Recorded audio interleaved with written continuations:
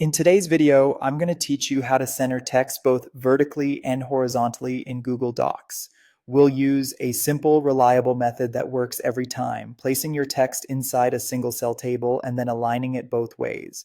Start by opening your document and inserting a one-by-one box. In Google Docs, that's a single cell table. Go to the Insert menu, choose Table, and pick the one-by-one option. Click inside the box and type the word or phrase you want centered.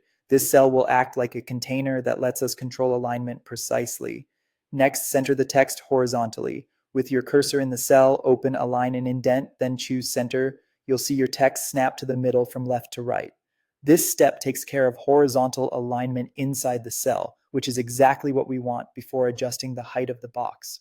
Now, make the cell span the page vertically.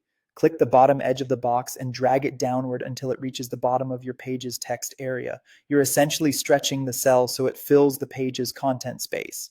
This matters because vertical centering is calculated relative to the height of the cell. By making the cell as tall as the page, the text can be placed perfectly in the middle from top to bottom. Right-click anywhere inside the table and choose Table Options. This opens the panel where we can fine-tune the cell's behavior.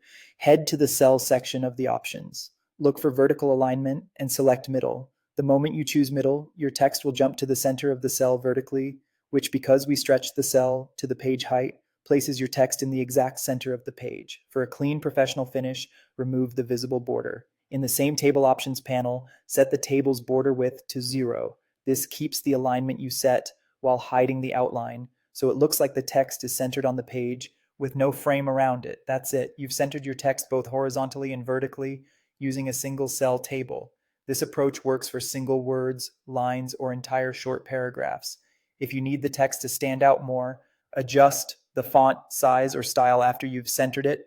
The alignment will stay intact. Save your document and you're ready to print, share, or export with perfectly centered content.